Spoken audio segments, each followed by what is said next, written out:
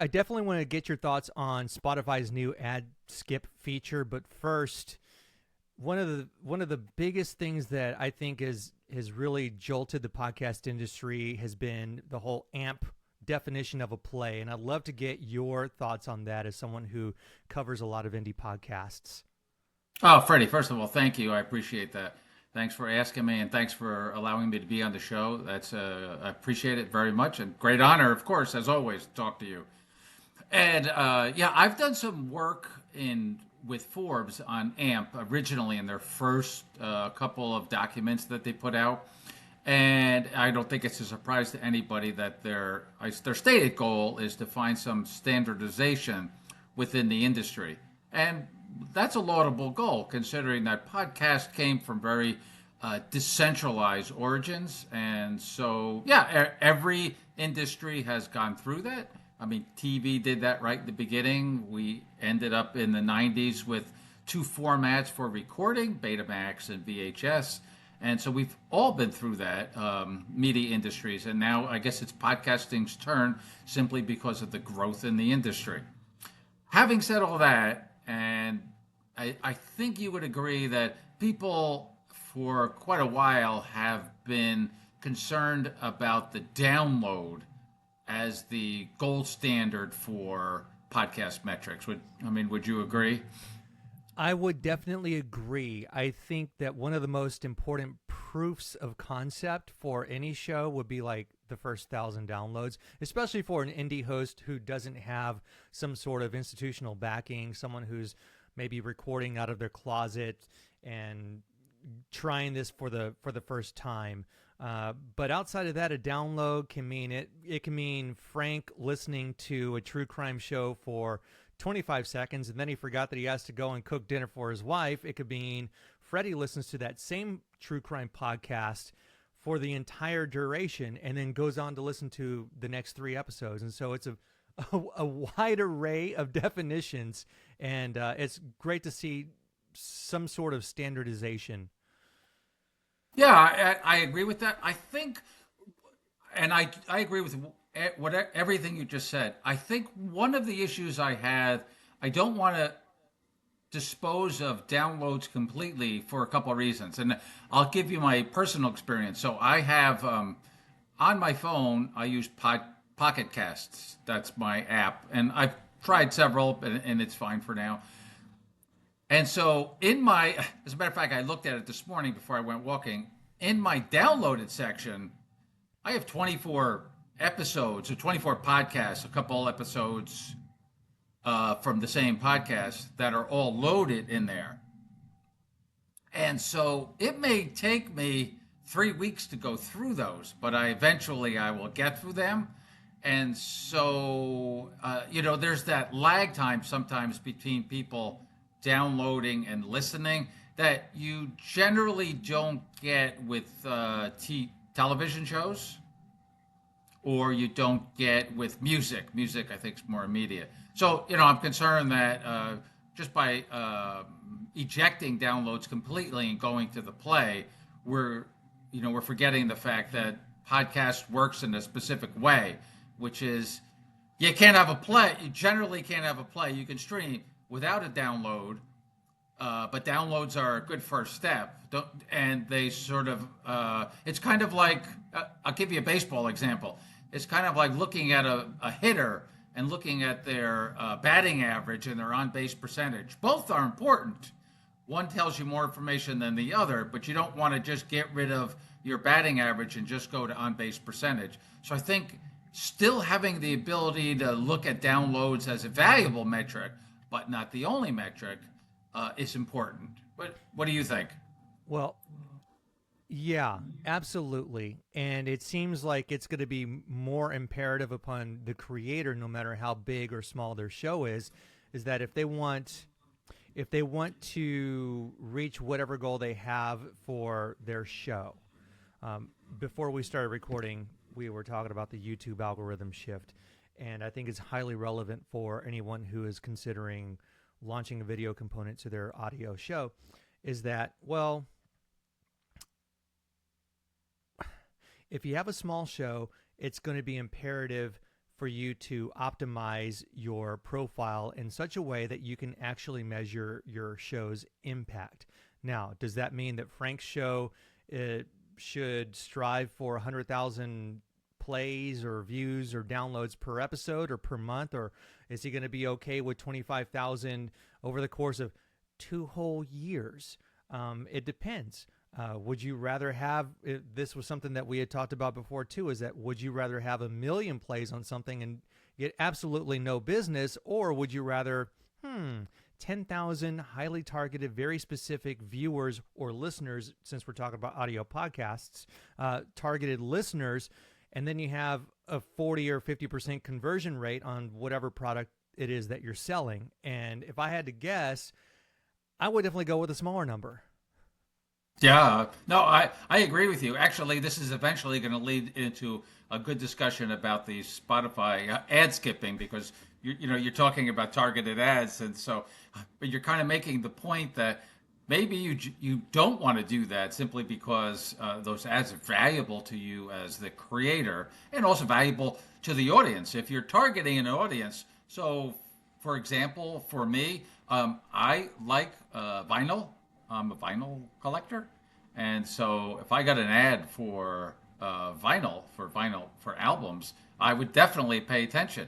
I might be one of only 500 people that are listening to that, but I'm also motivated to buy. So yeah, absolutely. I mean, I think, yeah, that targeted audience component is a big part of it, and I think it's really the currency for the independent or niche podcaster. I mean, really, and that's one thing I'll say is that's one of the things sometimes I think independent podcasters are missing is they don't understand their audience, they don't identify their audience, they don't understand what they're looking for to get out of the podcast, and therefore they're not able to build a community and take it from listeners/viewers into a community, which is really what you want to do.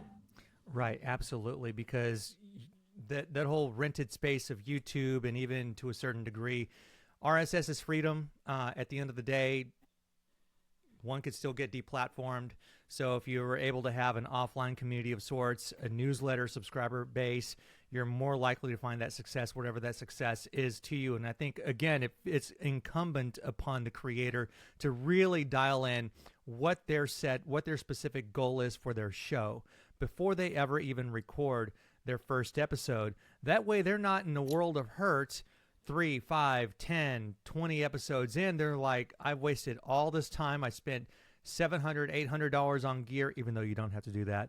And for what? What do I have besides 6 months of headaches? Yeah, absolutely. And I think that for a lot of creators, especially independent creators, they go into the industry with an idea that this is information or that I want to get out to people, rather than reversing that process and reverse engineering and saying, what is it that people either want to know or maybe want to get from me? And that's how I will design my podcaster and my show. And unfortunately, they don't go through that process. And therefore, they don't even sometimes use some of the analytics that are available. They're just looking at the back to the downloads. They're just looking at the number of downloads. Well, in a lot of the hosting programs, you can slice that data, parse that data, and find out completion rate, who's listening, when are they listening, so forth and so on. What's my most played episode and so forth? Why is it the most played? But you really have to go through that process in order to do that. But the one thing I'd say about the 30-second play is I don't know exactly how they came up with 30 seconds. I realized that it couldn't be a lot less than that, simply because, and I'm just about to say this, anyone can rig any metric that you can come up with. True. Absolutely. You know that there's this quick story I had read it a couple hundred years ago in France. The king, I think it was Louis XIV, put a tax on buildings the frontage of a building. So however wide the front of the building was, Yeah. you got to pay a tax on that. Can you guess what people did in order to make sure their taxes were lower? Oh, I'm sure they made it look like they were a lot thinner. Exactly. Exactly right. And that's one of the reasons why back a couple hundred years ago in Britain, they came out with the tabloid form of a newspaper because, again, the king had taxed newspapers based on one specific height of the newspaper. And so to get around that, they made the tabloid, which is more square. So I guess what I'm saying is, even with something like a play instead of a download, there's still the ability to take that metric and then play with it. Oh, I get 31 seconds is a play, but 29 seconds is not a play. Right. But, it speaks to the point of, I think creators are always going to find creative ways to get their message out. And now it's even more important with this new definition of a play. Also with Spotify's new ad skip feature that they're using for a certain tier of subscribers. And that's a beautiful way to piggyback on this conversation. Yeah. Is that, well, some of the other apps already have skipping features. Spotify's is specifically naming Frank's show, Freddy's show, is coming up on an ad break, or this is a sponsored thing, or this is a Patreon, what have you. And so perhaps it's on us as creators to find different ways to sell our stuff. Instead of you alluded to the CPM model. That model's broken. That's a whole other conversation. But maybe it's on us as creators to figure out ways to weave in those stories of the people who are investing their money into our shows. Yeah, absolutely. And the funny thing about this whole issue of ad skipping and podcasting, when you think about it and go back into podcasting's brief history, and you would remember this. Well, actually, you being from radio, you know the ad load on a radio station, and it's pretty hefty. What is it in 1 hour? What's the typical ad load? 22 minutes. Okay, I don't know what it is now because radio is pretty much dead to me. But when I left in 2021, I would play in an hour's time. I would play between 15 and let me give them a little bit of credit. As little as 13 and a half minutes, upwards of 16 minutes, depending on the time of day of the week, time of the year. So yeah, in day parts, so morning and afternoon drive, that would be an even higher spot load. So you'll be more likely to have those 60 minutes ad hours than, let's say, 2 a.m, where all you're hearing is something for sex toys. And so, yeah, no, I mean, Frank, there are podcasts that I've listened to that it's obviously CPM driven, or they're doing that dynamic ad insertion because the levels will be so much lower than the actual content of whatever show is, whatever the contents of the show is that I'm listening to. And it is jarring. It is so jarring. So when I have the volume up, and it's all the way up, in my car stereo, and then you hear all of a sudden, did you know you could save 15% on your car insurance? I'm like, whoa, okay, you're making me almost crash my car. But that's just like a built-in byproduct. It's another problem that that podcasters face with this whole garbage ad system. Yeah, and absolutely. So going back to the origins of podcasting, in general, podcasting had two characteristics right in the beginning. There weren't any ads, and it was free. Yep. Today,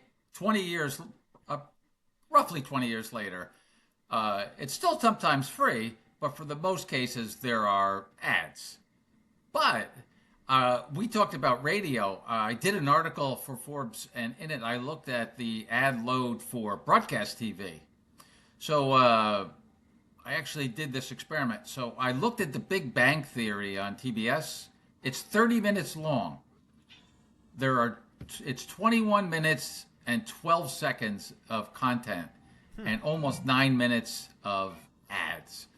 And consider that years ago, TV shows had pretty long introductions and endings. The credits would roll, the beginning. Now, the introductions, 10 seconds and they're ready to go. Partially, I think, because they just want to sell more ads. But that's a tremendous ad load of like 40%. And so now you take that, we'll get back to podcasting. Now you go to streaming services and remember their initial selling proposition. We don't have ads. Now, none of that is true anymore. They all have, am I correct in that? They all have ads. Yeah, they all have ads. Every one of them. HBO Max, Peacock, they all have ads to different degrees. I remember when Amazon started Amazon Video, and I have Amazon Prime. And originally, if you were a Prime member, no ads.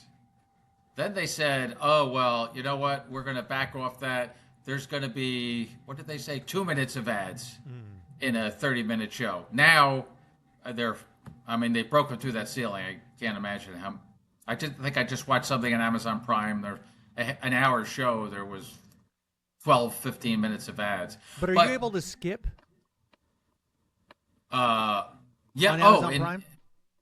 As far as for streaming on Amazon Prime, no. On somebody will probably correct me on this, but on any of them, I have not been able to skip through. Like, let's say you start an episode of any streaming episode and just start pulling that bar down below. Mm-hmm. Eventually, wherever you drop it, even though you may have skipped over 2 ads, somehow it seems that they reload a bunch of those ads. Yeah. Wherever you drop it, so there's no way to escape that. But I guess what I'm getting to is in streaming, just like in podcasting, the original expectation is no ads. Now they have ads. Yeah. The same thing in podcasting is no ads. Now we have ads. So I, in doing a future article for Forbes on ads, I went and looked at 20 only audio podcasts to look at their ad load. No celebrity podcasts, no Spotify, iHeart, Sirius XM. Only either small networks or independent creators. The biggest load I found was about 10%. There's a couple. Pushkin is which is a Malcolm Gladwell company, I believe, is a bit higher than that, and a few of them. But for most independent podcasters, it's very low. The other day I listened to one of my favorite podcasts, Every Single Sci-Fi Film Ever. She doesn't even have a pre-roll. She has a couple mid-rolls and that's it. And one of the things that she does, which I like that you were mentioning, is she goes, now it's time for an ad.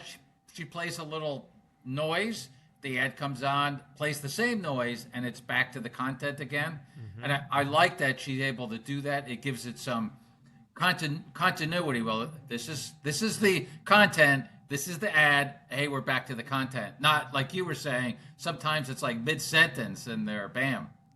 Right, exactly. And it's a completely different mix. So it could be super, super, super loud or super, super low. You turn the volume up or down, then all of a sudden the episode's back and you're like, wait a minute, what the hell just happened to my eardrum? And so that I think is real. That just kind of as an audio snob bothers the hell out of me, because I know that when I was producing in the radio world, in addition to being on the air, that was like a cardinal sin. You made damn sure that the levels were all the same, or at least as close to the same as possible, because at the end of the day, it's all about the end user. Who is the end user? It is the listener. And if you can't serve the listener, you sure as hell are not going to be serving the people who are investing in your radio show, in your TV show, and in our case, what we're talking about today, the podcaster. So yeah, there are a lot of thoughts on that. What I'm particularly a fan of is the way that some podcasts have their ads baked in at the very beginning. I think it's it might be The Other Stories, which is a kind of a horror sci-fi podcast. It's fiction. And then there's I think it's the No Sleep podcast as well. Maybe it might be both of them, where the ads are just geniusly woven in back to back. So in a traditional broadcast way, you'd have Geico followed by a screaming lawyer followed by a fast food restaurant, right? 3 different ads, 3 different production houses, voices, whatever. In these shows, it's the same narrator telling one cohesive narrative between, I think, BetterHelp or Better Health is the whatever the mental health app is. I think it's BetterHelp. BetterHelp is right, BetterHelp. Yeah. That's one of the clients on one of those shows, or maybe both of them. But they would tell the story of that particular sponsor, weave it in flawlessly to the next sponsor, and then weave it into the actual episode contents. And by the time you realize you were just hitting the nose with an ad, you're like, that was actually genius. Absolutely. There's loads of evidence that shows that host read ads are far more effective in selling a product and a service than any sort of programmatic ad. I get that. Of course, you have, for big companies like Progressive and insurance companies, they're carpet bombing ads because that's the way their business works. Everybody who's listening who has a car needs car insurance, so they're not that selective on who the audience is, because most of the times it's everybody. But that's rare. The other times, like you said, there's more of a customized view of what an ad should be. What worries me, 2 things worry me about the Spotify ad skipping, and I'm going to be honest here. One is I don't trust Spotify at all. They have I'm sorry, but they have a very checkered history in podcasting. Yeah. They really do. And the second thing is especially for independent podcasters, when you sign up with Spotify, it's almost like a handshake with the devil. You have to be very careful of what you're giving away.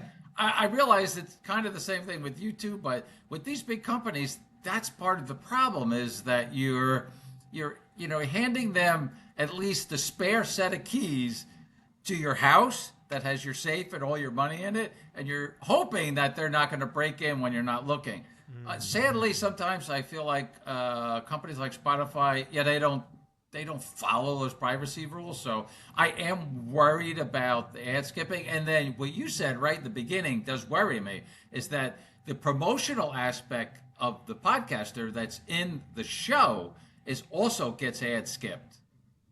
And right. I mean, for an independent podcaster that has like 1,000 downloads, to wipe that out is their one chance to say, sign up and follow me on Patreon, and you'll get bonus episodes. I mean, that's a key monetization tool for them that they would lose with ad skipping. Right. And if I could sort of on the same note, but flip it to the listener. And so thinking as a listener and as a fan of YouTube myself, I'm always going to weasel my way out of an ad break. And it doesn't matter how amazing Frank's or John Doe's or Joe Schmo's ads are. I gave the example of the No Sleep podcast and the Other Stories podcast. But at the end of the day, if I don't feel like hearing ads, I will find a way. And perhaps Spotify just made it that much easier for us to weasel our way out of ads. Yes. Is it fair? Is it fair? I don't know. I don't know. I'd like to have a very strong opinion about it. I just know that at the end of the day, humans are going to want to avoid commercials no matter what. Spotify, I don't disagree with your assessments on this particular app. I also know that human nature is human nature, and people are always going to do what people do. Ad comes on the radio, boom, tune out. Ad comes on during the Super Bowl, a smaller chance of a tune out, but let's be honest, a tune out, unless it's an amazing celebrity driven ad. Magazines. No one wants to read through magazines. If it's a 75-page magazine and it's nothing but ads, are you really going to want to buy it? Hell no. It doesn't matter how juicy the cover of the National Enquirer or Cosmopolitan is. Not that I read either of those publications. I'm only saying. I have heard from friends. But no, I think people will cringe at ads. It goes back to something Gary Vaynerchuk has said time and time again. Marketers ruin everything. That's true. That's true. And I do have to say, and this is where I concur with you, and I feel bad saying this, but I'm going to say it anyway. I am an audio snob, and I will tell you that there's probably not a YouTube podcast that I watch. I listen to it while I'm doing something, but I don't generally watch it. I don't feel compelled to do that. So if somebody only has YouTube content and they have a podcast, then I will listen to I'll look at it briefly, but after that, it's all listening. And having said that, and admitting my audio snobbiness, I will also say listening in audio to an ad, I think is a different experience. So I'll give you an example. Every morning I walk 6 miles in order to listen to podcasts that I can write about and review. So when I'm walking, I have my phone in my pocket, and if an ad comes on, I generally don't take it out of my pocket and skip through it. I'll just, because I'm walking, it's outside, today was a rainy day, but generally it's beautiful out, so forth and so on. So Frank also doesn't want to get hit by a bus, so there you go. You're not distracted walking.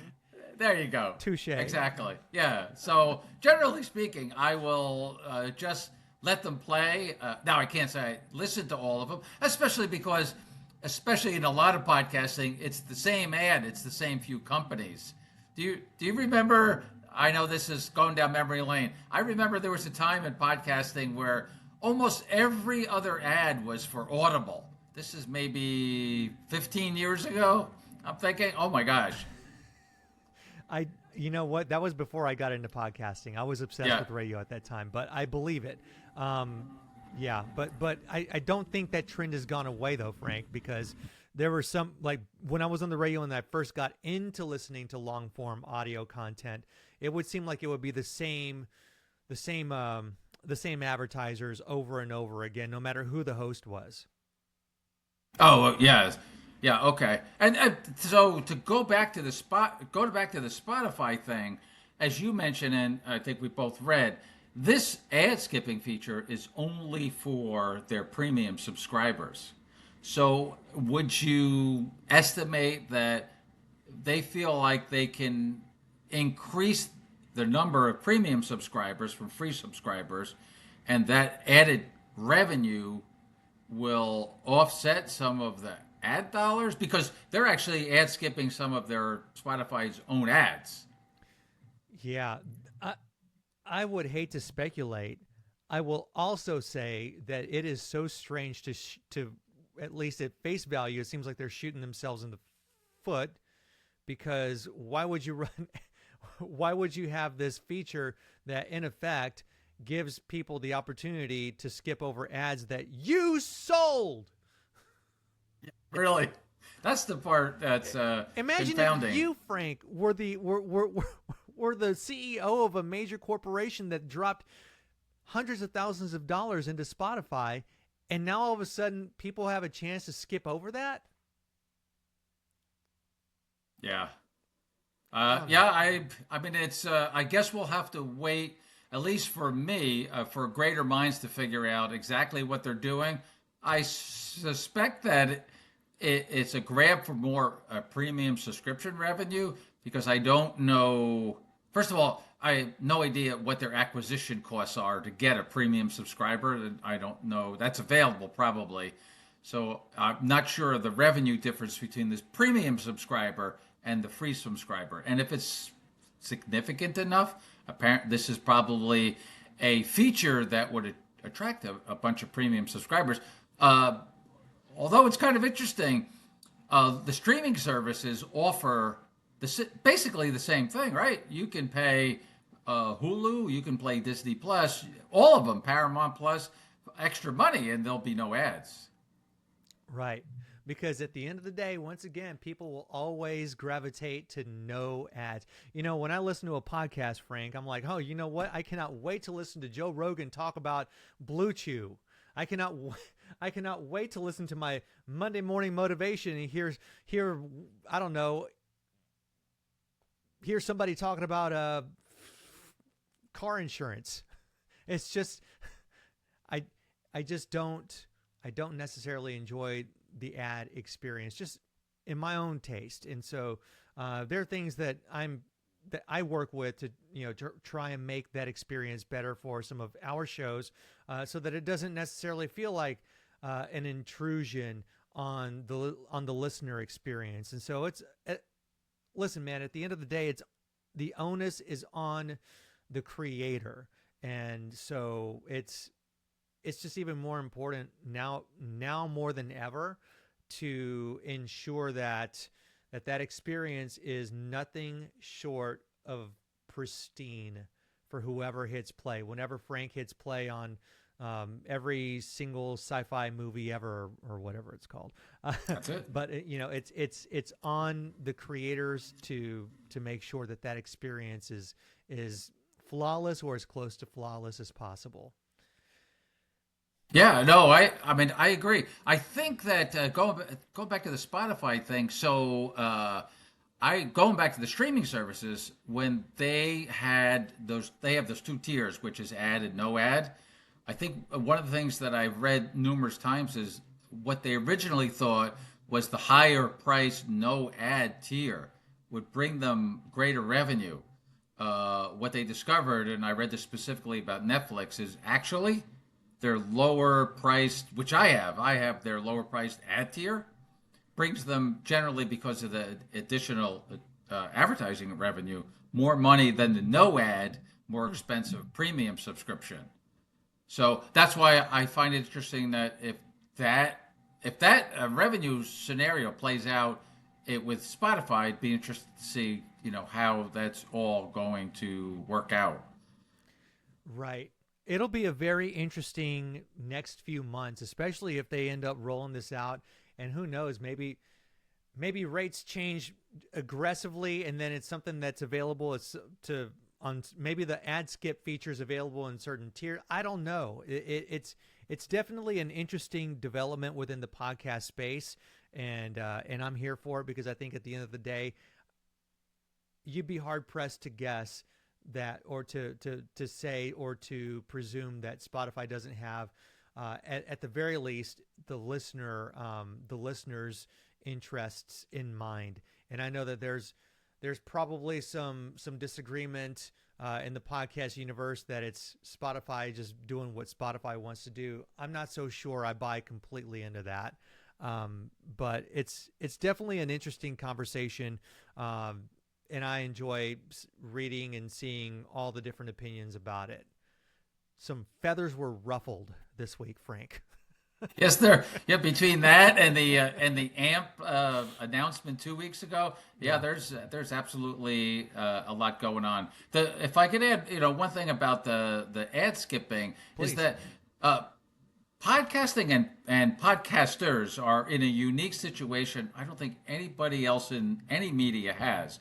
There's been a plethora of data from Sounds Profitable, Tom Webster, Brian Barletta, measuring ads on podcasts. They did a huge study on sports podcasts specifically, but podcasters are in the unique position of being a very trusted voice.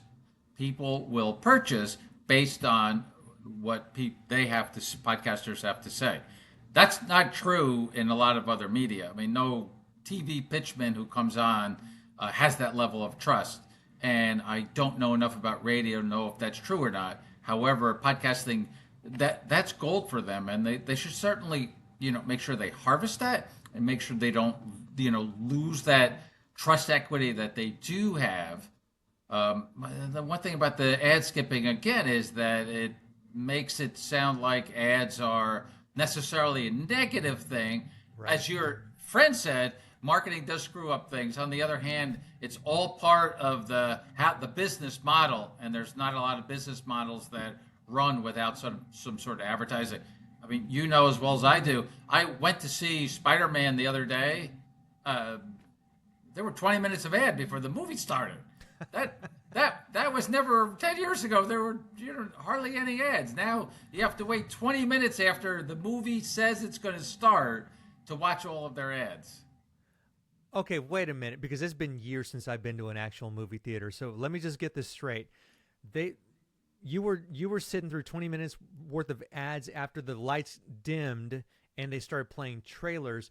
Then those were ads that were baked into that, because what I was always used to when we would go to the movies was you get to the theater, you pick your spot, you're there 10, 15 minutes early, and it would generally be like the same rotation of very, very funny ads, typically M&Ms or Coca-Cola, very well done, cinematically themed, hilarious if it's the M&Ms commercials with the different characters. But and that was before the trailers played. So we'd sit through maybe 5 or maybe 7 minutes worth of trailers, which is amazing, because if the kids were a little behind getting ready, it was okay, because if we got to the theater late, the lights were on, chances are we're halfway through the trailers. Do we get a good spot?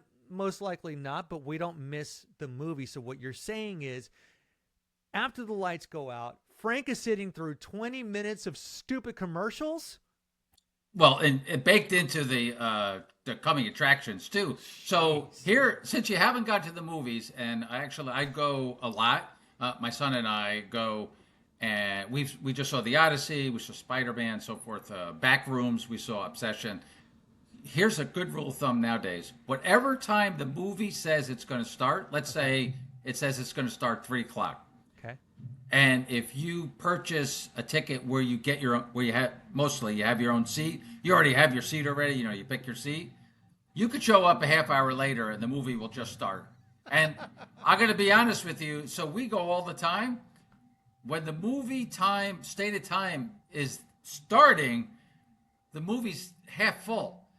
As that time starts and it goes to 30 minutes, that's when the movie fills up. Because now people know, well, I'm not going to wait 30 minutes. So they'll come in at the last minute for the last trailer and the movie starts. Anyway, we got a diversion, but so now when you go to the movies, take somebody to see Minions and Monsters, especially little kids, go 25 minutes after the start time, and you'll be just when the movie starts. Well, that's great insight. Also, it proves the point, again, that we've been talking about, but in a movie context, that people will avoid commercials if they can. There you go. It's their version of ad skipping, isn't it? We'll just show up at the last minute and we'll miss all the ads and so forth and so on. I mean, actually, hilarious. When you think about it, one thing on that is when you think about it, I mean, coming attractions have always been, they're ads. They're just ads for other movies. And it's right. It's really, when you think about it, it's almost this perfect synthesis of ads, because they're interesting to watch what's coming out. So it's not like you're bored generally, but it's still an ad. Yes, true. Absolutely. So that is hilarious. But, all right. Now you learned something out of this episode. You don't go to the movies if you ever go until 30 minutes after start time. I'm just going to stick with Netflix and Hulu and Amazon Prime. I'm good. There are a lot of other reasons why I just don't like going to the movies. But this is a great way to land the plane, Frank.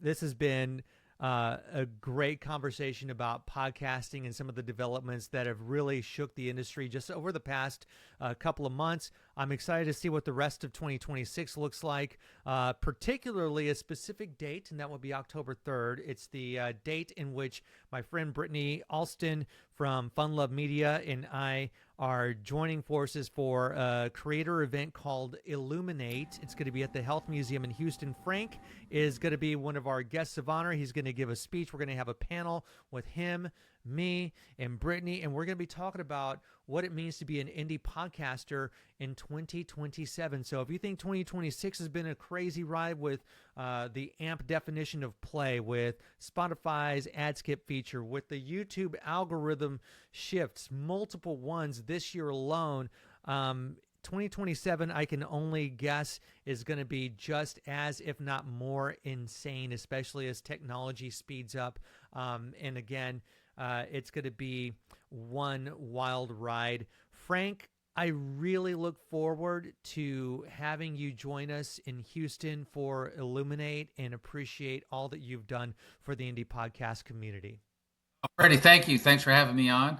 Thank you for inviting me in October to Illuminate. I am really excited to be there, be on the panel, get to talk to indie podcasters. I mean, that's the best part, to meet people IRL, not over a screen. So I'm excited about that. And thanks for our discussion on the ad skip and on AMP.